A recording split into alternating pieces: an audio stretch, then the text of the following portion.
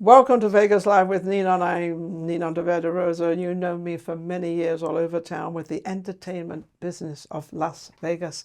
Um, but today I have somebody with me. We have a sweet and bitter story, actually. It's very touching, and it's an incredible. And I think majority of people in Las Vegas know Johnny Stuart, which is John Stewart Entertainment. Johnny. He loves Yes. to be called Johnny, by the way. Johnny is very sort of family-like. Now we're going to, it's a very sad thing, and this is very hard for me to interview you, Johnny, because I've known you since I've been in Vegas. And Yep. I came to Vegas in 2012, and I've known you ever since. Yeah. And I've admired many, many things you have done. Thank you. But and you're such a legend here. You're such an incredible person here. It's just Thank you. Thank absolutely you. amazing. And you mentioned Johnny. Think, oh, Johnny Stewart. That's how it comes out. But you went through a tragedy just recently, of your wife passed away, and it's really it's hit Las Vegas in a very dramatic way because she was obviously, like you, very well known in town. How are you feeling? How am I doing? How are you doing? How are you I'm feeling? I'm doing well. I'm doing well. We were together 62 years. Isn't that amazing? Okay. Can you imagine a marriage lasting 62 years? Yeah, we were together a long time. But you met, I believe you met quite young, though. You Yeah. married when you were both 19. Well, I was, you were 18, she Yeah, was 19. yeah. Actually, when I first met her, I was just turning 18. You Yeah. first met her. And Yeah. did you meet And her she, in high school or? no, I was singing all my life. I've been singing since I was 7 years old. When I was 7 years old, I traveled around the world on the lap of Burl Ives as Banjo Johnny. Burl And I Ives, did because that. we are really going back. I know an old lady who swallowed a The fly. fly. Why, That's oh, what why'd I she did. swallow the The fly. fly? Okay. I don't know so why. I did that. My mom had to go with me. Then I went in the Vienna Boys Choir. After that was for a long time as the Wow. lead singer. And then I went into the Beach Boys. I was the first lead singer of the Beach Oh Boys. my goodness, you were going back into my time. Yeah, and I was only 15 and a half when that happened, when I was with the Beach Boys. And they became bigger Beach Boys. I left because I was a dramatic tenor singer, and I sang all over. I've done about 500 musicals as a Oh dramatic my tenor singer. goodness. People with Howard Keel, Johnny Raitt. I knew Howard Keel. You did? Yes, Oh, well. in So Beverly I Hills. entertained with tons and tons of people. Yeah. Juliet Prowse, everybody, Oh, you know. And then so you kind of ended up in the top, entertainment world with all the very, very well-known did. people. Did you ever realize this when you were very, very young? Was this your kind of aim to get into that kind of entertainment business and end up where you ended up? Well, I just was in it since I was born, really. Yeah. My mom and dad sang. We had our family TV show in Sacramento called The Singing Stewarts. We did that. I sang with my brothers and sisters. I'm the only one that went on to do it all the time. Yeah. And did lots of stuff like that. So were you surprised when you were sort of singing with these very well-known entertainers and people, or did you kind of fit in with it as you were growing up? Actually, as time went on, I got more known as a producer and a writer of shows and stuff like that, even though I did a lot of entertaining. So how I met Alex was I went to sing out at a church dance out in Long Beach, California. I lived in Garden Grove, California. Okay. So I drove out there, and halfway through the church dance, they have a singer or somebody come on and do something. So I went on, I sang, I did my thing, and then I went back out to my car because I was also the writer for the shows at Knott's Berry Farm, the Birdcage Theater and stuff like that. And I did all kinds of stuff for the amusement parks. So I went out to my car, and a good buddy of mine came out and he said, "Did you see that blonde girl in there? You got to go see her." I said, "Well, I'm going back to the Knott's Berry Farm now. I'm just getting in my car." Yeah. He said, "Well, you got to go see this girl." So I said, "Okay." So I went inside. She was dancing with somebody else. And I tapped him on the shoulder because at a church dance, you can tap them and they have to give in. Yes. Because the whole So, diet of a you church dance, tapped the I tapped the guy. person He that had to was give her up. dancing with her. He had to give her up. Yeah. Now, why did you kind of like her immediately? And you thought, wow. Well, I didn't see her that much that second, but then he gave her up and I danced with her, and I thought she was a very beautiful, lovely lady. And I said, "When are you going to another church dance?" And she says, I'm going to, because I had to get back to the farm. Yes. And she said, well, I'm going to go next week at the Garden Grove church dance. And I says, well, I'm going to meet you there. She said, okay, So I'll see you there. liked her immediately? Immediately. I said, I'm going to meet you at Garden Grove church dance, which was 20 miles from there. Yeah, well, you didn't care where it was. Yeah. So I went to the Garden Grove church dance, and we danced together pretty much the whole night. I didn't dance with any girl but her. So she kind of got attached to you, and you got attached to a kind of right away. It was love pretty, at first yeah. sight. Then her dad showed up to you pick her imagine up, that? and I went out and I said, "Hey, sir, can I take her home? I would like to take her home." And he said, "Well, if she wants to go home with you, do you want to go home with him?" She says, "Yes, I would like to go home with him." So I said, "Okay." So I took her home, and I took her first of all to Bob's Big Boy for a hamburger. A hamburger. Okay. Yeah. And she didn't get a hamburger. And I got a hamburger, and I was eating it, and I said, well, why didn't you get a hamburger? I mean, we're here to get you one. She said, well, in case you kiss me, I didn't want to have hamburger in my mouth. Onion, all that onion stuff. So anyway, the fact is, then I invited her out to Knott's Berry Farm the next day. Okay? So I said, okay. And she said yes? She said yes. So we went out to Knott's Berry Farm, and I took her to the Birdcage Theater where I was writing the shows and doing shows. But I was also leave there whenever I wanted to do musicals around the country, anywhere I wanted to go. So, and the fact is that when I took her there, we went out and I wanted to show off. So we went out to the alligator farm, and I flipped the alligator in the mouth, and he bit my finger. I thought he was going to bite it off. You could still see the scar. It's all right here. Remembrance. Yeah. So I thought, I'm not going to do that anymore. So anyway. You were trying to impress her, though, really? I hired people there, and I hired her to work at Knott's Berry Farm as a heroine. And this is all. This is her right here. This is her. This is me and her at Knott's Berry Farm. This is at Knott's Berry Farm. By the way, this is the this is your brochure. This is the brochure for her. For the memorial service, which is on April the 20th. This brochure is going to be in My Vegas magazine on May 1. Yes. But we did this here. They did it for me. And they got all this with They've the got picture. all this, look. And the whole story Legends about of everything. Las Vegas, and this is all about Alex. Alex obviously is. And then a memory page about her in the back here. And look at this picture. Isn't that absolutely beautiful? Yeah. I mean, she was Very always pretty. was a very, very beautiful woman. So she worked and there. you're not so bad yourself. You're pretty good looking, huh? Well, listen, we got together and we got engaged in, I think, the third week. Because when it came time for me to do my oleo after the first time she came to the show, we do the oleo with the heroine and the villain and all that stuff. Then we come out and we do an oleo. And when I did my oleo, I sang the song, "When I'm not near the girl I love the girl I'm near." Okay, and that was the song I sang, and I dedicated it to her. So after that, after the show was over, she says, "Why would you dedicate a song to me that says, if you're not near the girl I love the girl I'm near, and I might not be by you all the time, so you're going to love another girl, I'll do it." I says, "No, not if we get married." we were just barely know each other. So this was the kind you were proposing to and her she said that yes. time. That was it. That was it. That was and it. now, you have to remember that you were 18 and Alex was 19. She was 19. So you married an older woman. I married an old witch. I mean, a nice, cute lady.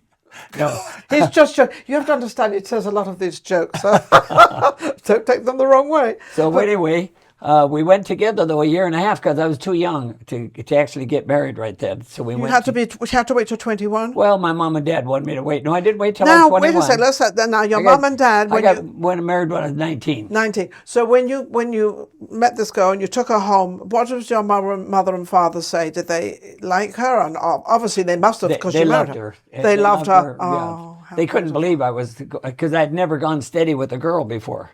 But you were barely enough to... Yeah. I mean, in those days, you didn't really start dating until... That's right. These days, you date at 12 and 10 and or whatever age it is. I don't know, but pretty young. Those days, you never dated until you were older. I never dated very much. Well, I did some. But after I met her, I've never dated or danced with another woman since I met her. No, I don't think there's too many men that can... I probably can say my father was the same. My mum and dad were married for 68 years. 68. 68 Oh years. my I mean, gosh, they yes. beat me. Yeah, they beat you. I'm a little bit. But my father was very much the same way. He never danced, never did anything. It was just my Yeah. mother. And it's Well, very unusual. We're not in those I days. managed also 7 nightclubs in So Orange you were County, surrounded by California. other women. So when I sang at these nightclubs, I Yeah. was always involved with lots of women, but I never dated them. No, of course Okay, not. but when When he says involved, he means working with them. I used her in my show at Birdcage at Knott's Berry Farm. We let her play the heroine. We used her at the box office. We used her for everything. Yeah. And then also in my nightclub shows, whenever I had any dancing, I used her in that. And then when I opened Legends in Concert, she also danced some in that. Explain a little bit what Legends in Concert is. Because So at most Knott's Berry people- Farm, I was doing lots of entertainment. Yeah. Okay. And at the nightclubs, to get people to go to the nightclubs, I would have Marilyn Monroe night, Elvis Presley night, Neil Diamond night, whoever it was. Whoever, yeah. And people could come and bring their friends, and if they thought that they could sing like or look like a star, a superstar, like then sing of like course, Marilyn then Monroe they or would do Elvis it. Presley and all And that. they would Yeah, do it. okay. And then I decided I'm going to find the very best That's of okay, all we got those. I'm more going to find the music. very best of all of those, and then I'll put on a big show. And so I found the very best Marilyn, the very best Michael Jackson, the very best of all these people. And then I said, well, just a second, I got to get a name for it. So somehow the name Legends came to me, and I called it Very Legends in appropriate. Concert. Yeah, very. And, Now, how old were you at this time? I 22, was, 23? when I was doing that show, I was probably, because I'd been doing all that stuff for quite a while, I was about 32 years old. 32. You're still very young, though, and putting Yeah. all this together. But I had been doing shows all over as, I mean, the as a singer entertainment myself. And the entertainment business must have loved you because you're always getting people to come and work with you and work for Yeah. you in all your And different. she supported everything I did. Everything I did, every show, every concept, everything I thought of, she supported. Now, in between, I got to throw this in because it is all part of it. In between all this, you had 2 children. You had a son and a daughter. We had a son and a daughter. They had a son and a daughter, but listen to this. So, We had a son and we had 2 sons and a daughter. 2 sons and a daughter. At that time, Yes. when we first got married, we started having children. Right? You realize I that. have 9 brothers and sisters, and they all have lots of children. Yes, they do. So- But also, I have to interject in this because I think it's very important. You adopted 8 children. No, Well, 9 children. we actually, because some of them we knew their parents very well. Yes. So instead of adopting them, we just took them on, and they became ours. Part of your family. Responsibility in the family and so forth. And you took so care of- she helped raise, counting our kids, about 11 children. Can you imagine? Yeah, them she raising- did. When you get older, you realize that they have to have breakfast, lunch, and dinner every day. That's right. So to do this 11, and then you and your wife, so that's 30 But because I had people lots of every day. young kids at my family, I had 9 brothers and sisters, and I was the second oldest. So the fact is, I was always fixing dinner and breakfast and everything So for were you everybody. used to all this? So were you? This it was nothing for me. Nothing new for you, but Yeah. for Alex, it must have been pretty. And she Not real followed. bad because I did it most of the time. You did it most of the time, but she also helped. And She helped she supported do everything. She supported. She you. was a perfect lady. Helped with the house. Helped support me. Helped do. She was a dancer in my shows. So So she did with a all lot. this going on, and then you've got all your nightclubs. How many nightclubs did you have at that time? I was managing and overseeing 7 different nightclubs in Orange County. Disneyland Hotel, the Holiday Inn, different places that I would do Yeah. that kind of thing. Yeah. And then I decided to put the Legend Show on at Knott's Berry Farm and the John Wayne Theater, which is about a 2,000 seat theater. Wow. And it went over so well. And Steve Martin, who went to high school with me, and I hired him at Knott's Berry Farm too. He went to high school. I did it at Knott's Berry Farm, and it went over very good. Yeah. So I decided to bring it to Vegas. Okay. So I this came is to so. Vegas. So when was the first time you came to Vegas? I came to Vegas in probably October of '82, and I opened it in May of '83. By the time I got it booked and got everything going, it actually opened in May of '83. And then May 5th of '83, and on May 5th, right now in Vegas, it's John Stuart Day. It is now even. This is Yeah. now. Because Now, it's what the year was longest that? running show that's ever been in Vegas. So it's the longest running show in Vegas. Right. So you came to Vegas because obviously you were expanding, and you thought in your mind, well, Vegas would be a great place to go to, especially Right. in the 80s. I mean, it was really swinging then. And Ralph Engelstad at the Imperial Palace took me on to do the show and gave us a big suite upstairs next to his, a close up there. And she came out about 2 or 3 months after I got everything going and perfect, and came out with the kids. And so it became in Vegas in 83. 83, you came in Vegas. Now, you own this ranch, which you were living in for quite some time. After I lived at the Imperial Palace. The whole family were at the Imperial Palace? The whole family. He gave us all separate rooms. It was awesome. That was incredible. Alex loved it. Yeah, she loved it. So the fact is, we were right by the pool. We had everything. So the fact is that we sold our house in Orange County, yes, and everyone moved here, right?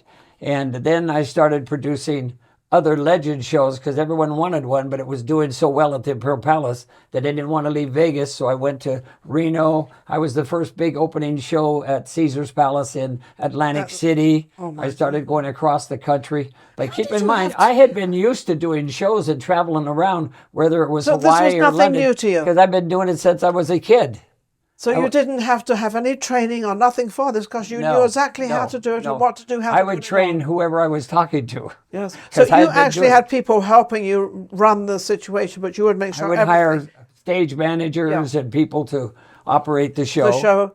Yep. And in those days, Alex went with me if I went on somewhere, and we'd get someone to watch the kids, or I had the older kids watch them. It seems like on what you're talking about that you always wanted Alex with you. Always. She stayed with me a lot, whether it went on a cruise ship or what. And most of the time, a lot of times I took my parents with me also. As well. So you loved your parents. Yeah, I love my parents.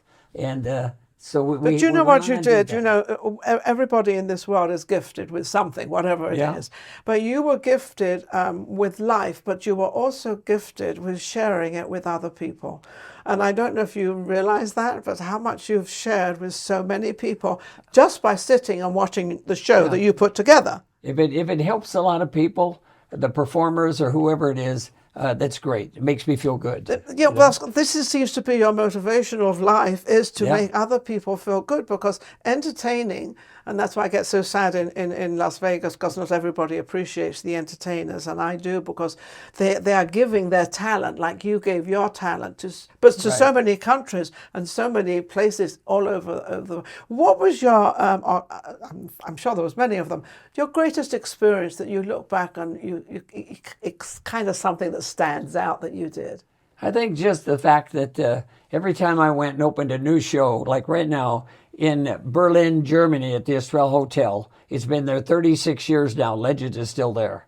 And I opened it there 36 years ago, and it's still running. So don't forget to the Legends Berlin concert Hotel is still operating. It closed because the Tropicana closed down. Yes. But that's where it was. But the fact is, it's still operating. It's been running now 41 years, you know? And the kids in the cast. How many people run that long? I mean, all the kids in the cast are like my family. I love them. See, that's your thing of life. Your thing of life is loving people. You just love to see people happy and also to succeed what they're doing. Right. And so you would, although you would choose the best, you probably chose a few people that weren't as good. I was the vocal teacher. I had been teaching vocal my whole life.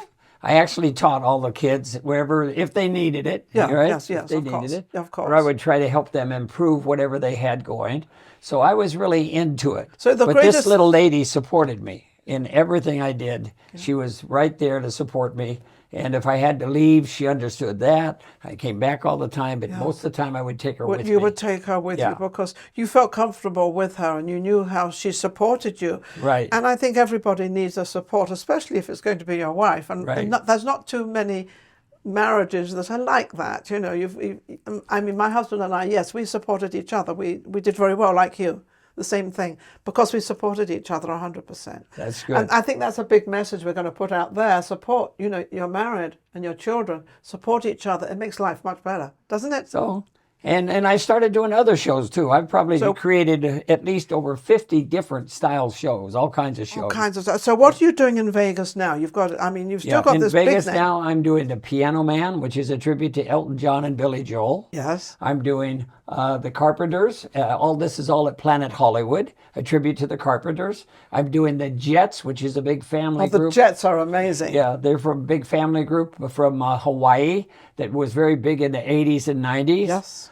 Still the now. original group, though. Huh? They're still the original Oh, they're group. the original group. A lot of groups in Vegas are they not have some called- of their sisters and brothers in it. Yes. But it's it's still, still all family. the family. It's still all the family. The family show, the Jets, yeah. And we're opening a new show there now called Legendary Icons, which is another formally created version of Legends in Concert. Just a little different because we're going to have holograms in it. It's an updated version of Legends in Concert. Of Legends. So you're forever changing because, Right. and I think that's going And now I'm having big acts call me. I'm producing a show and trying to find a good theater in Vegas because I know all the different theaters for the real Four Tops and the Temptations, the real ones. The real ones. The real ones. And I've also brought a show out here called Brick House, which was by Thomas McClary. He wrote Brick House for the Commodores, and we had that show 1 month already at the Saks Theater at again Planet Hollywood, and we're finding another theater for them because we just wanted to audition it and try it real good. And Thomas McClary is great. The show's great, so we're doing that one. So you're helping all these entertainers get work. Yeah. So are you looking for entertainers now? Yeah, that's right. Johnny Stuart's looking for entertainers. So how can they reach you to maybe get into your... How could somebody call me? Yes. Well, they could go online to John Stuart.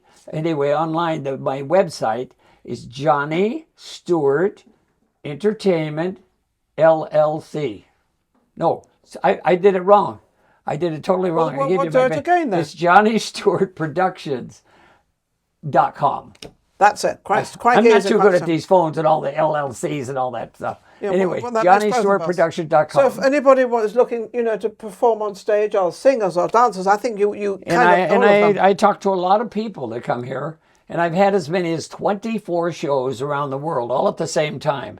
I was on 9 cruise ships at the same time, and I was in Branson, Missouri, and London, and all the different countries, Pigeon Forge, Myrtle Beach, all these places, Reno, Sacramento, everywhere. I've had shows. And you're kind of on the top of it all, keeping an eye on all of them. You're not relying on, yes, you have managers for each event and all the things, but at the same time, involved, hands-on, everything. Hands-on. Yeah. And I had this one guy, I got called, the different entertainment directors started calling me from the different hotels. I don't blame them. Yeah. So I got a call from an entertainment director from Caesars, and he says, come on over here. I want you to audition a Rod Stewart.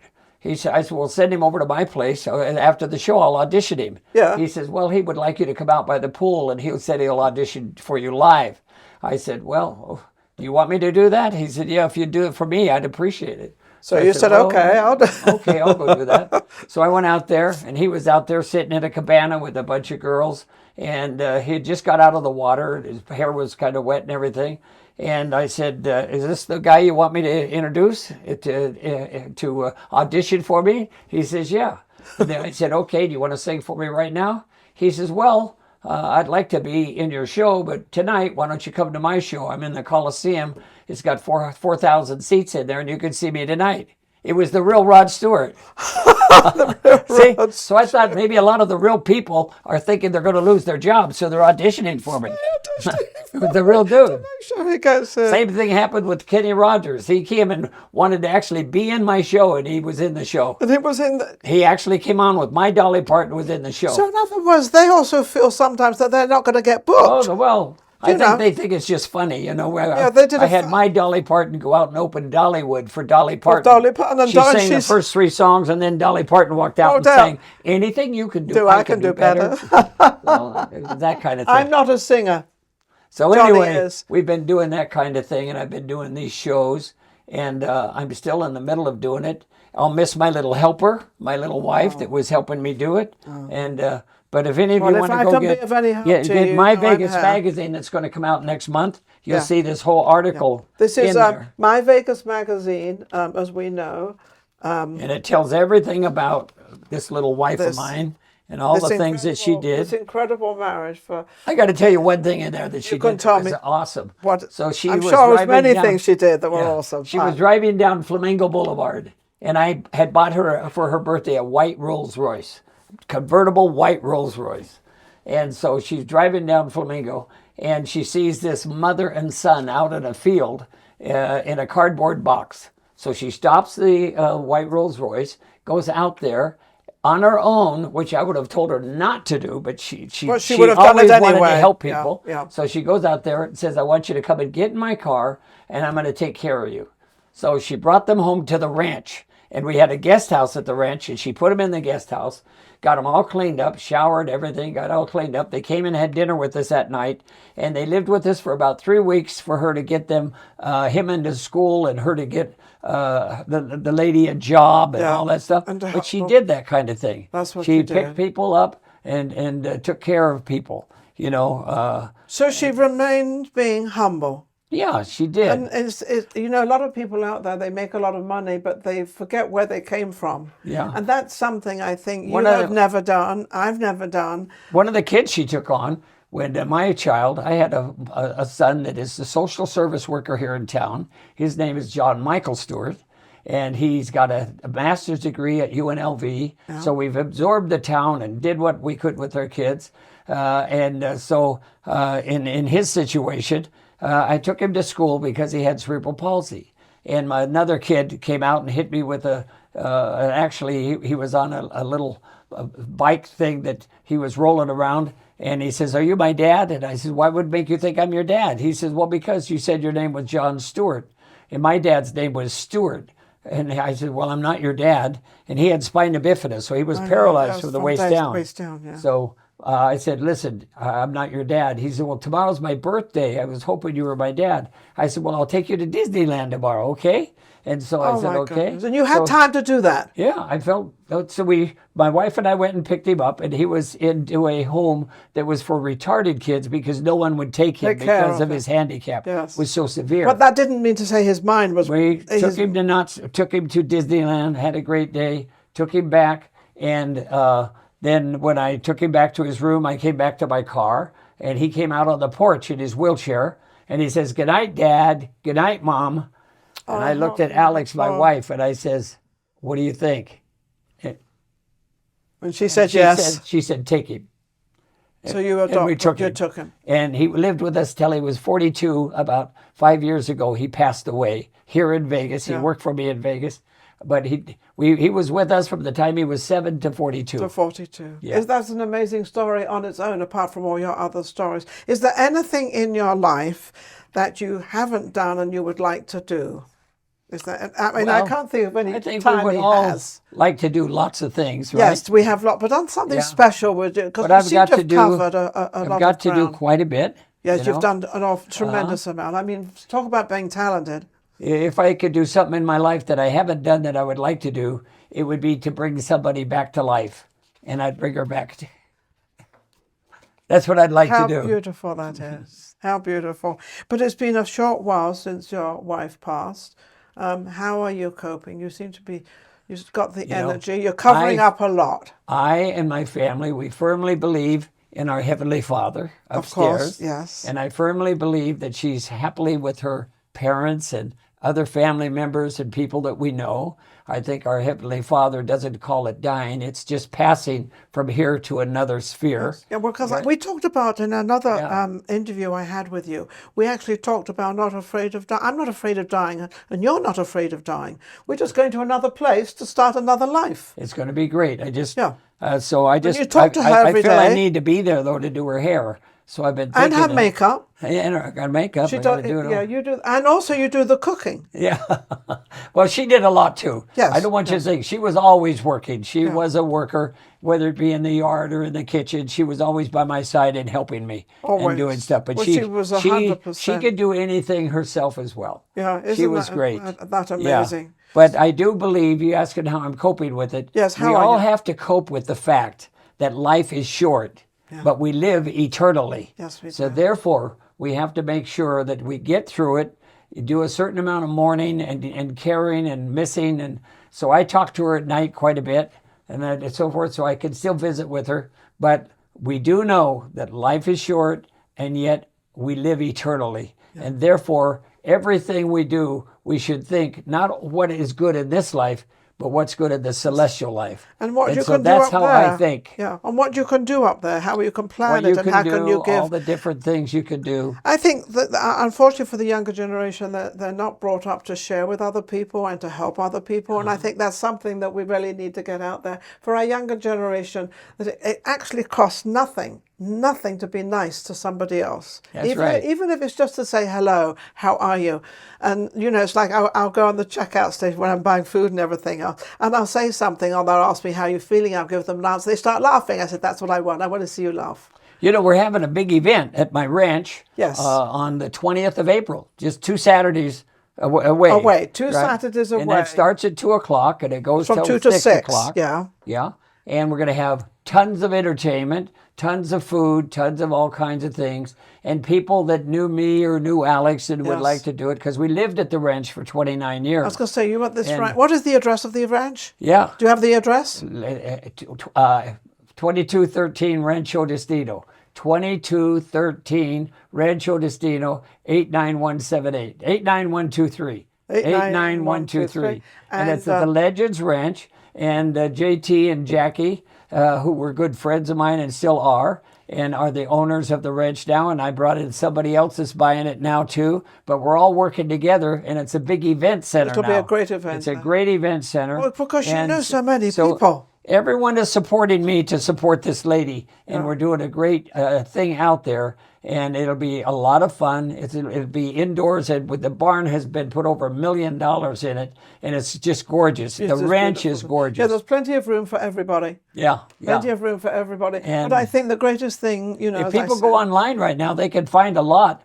of what we're talking about. They can find videos of the ranch, legendsranch.com, legendsranchlasvegas.com. And they can find different things. But people that knew us, people that it would mean something to you, I'm sure it would mean something to her and mean something to me. You're welcome to come to that party. You're doing this for Alex. You're doing this of somebody that was, for all those years so close to you. And you just did everything together. And I think this is Alex's celebration day. Yeah, Alex's celebration day. How beautiful that is. So we hope to see you there. We'll be there. And I think you said that we can film there as well. People can film there. People can take pictures. And right now they're making a movie about me called Mr. Vegas. Well, yes, definitely. Mr. Vegas. So they're making a movie, and it's about a third done. Steve Martin's going to be in the movie, and I'm working with some other people that I've worked with or brought into the business a lot. Yeah. Bruno Mars is one of those. Bruno Mars, that worked for me in Hawaii for a number of years. I met his father, actually. His father is my drummer when I go to Hawaii. See? And so Peter Hernandez is his father. Yes. And so he's my drummer when we do that. And when I did the show here called Hawaiian Heat at the Treasure Island, he was the drummer. Yeah. He was the drummer there. I saw that show. So, it's fabulous. And Bruno Mars, from the time he was about 5 to 12, he did Michael Jackson and Elvis Presley in the show in Hawaii. As a young kid. As a young kid, yes, he's a tremendous entertainer. Yeah. And so it's been fun being able to associate with and work with those kinds of people. Absolutely. And what would you like to say to everybody out there, all the entertainers? What message would you like to give them of how they can... If I was to give a message to everybody, it would be, to thine own self be true. Wow. Know what you're capable of. And if you want to achieve something, do the best you can in preparation to achieve that. And make sure that what you want to achieve is worthwhile, and it's a good thing, and it's a good thing for people to watch and to see. And so therefore, that's the main thing. Make sure you're achieving what you think you should achieve, and be prepared to do that. And I think I'm prepared to achieve what I've achieved, and I'm prepared when the time is right to go see my Maker. And when you get there, I'll have shows going, and you can see some of them. Oh, yeah, we'll come up and see. Well, I'll be, because I'm pretty close to the same age. The first show I'm doing is called Cloud 9. I'm already working on it. Cloud 9. I'll see you on Cloud 9. Well, that's an incredible message. I had an incredible interview with Johnny Stuart. Very, very, extremely well known. I thought just Vegas, but now I find out that it's all over the world. You're everywhere. Germany for 36 years, and the show is still running. Yeah, that's absolutely 41 years in Vegas. 41 years in Vegas. It's the longest. So therefore, I have a star in the Walk of Fame, which says that I'm the father of the impersonation world. Okay? Probably are. Yes, and also the longest running show in the history of Las Vegas. Vegas. And it's right in front of the Paris Hotel in the sidewalk. In the right sidewalk, by right there, Elvis yes. Presley and Liberace and all those great people that I love. And Yeah. but you genuinely love them. It wasn't because of who they were or what they were. You just love them. Yeah. You just love people. You know, Johnny just loves people. If you remember, now if there's somebody that doesn't like you and you don't have them, is what you could do like I did. Go out and reinvent them and create them, and then you can own your own person. You know, it's funny you say that, because I always say you can't like everybody. It's just that it doesn't make that person a bad person. Then you just don't get on with each other. That's all it is. It doesn't make them bad. They're still a great person. They've still got great friends, but you just don't get on. But where possible, try to get along with everybody. And I think that's great, Paul. Well, thank you for watching Vegas Live with Ninon. It's been absolutely amazing. One of my greatest interviews with you, John. Thank you. And thank you very much. Amazing guy. I don't know what to say, but anyway, blessings to his wife. And we're looking forward to, I believe it's April 20th at the ranch. April 20th from 2 to 6, 8213 Rancho Destino, Las Vegas, Nevada, 89123. See, got it all clear right there. And then thank you for watching. We'll see you later. Take care.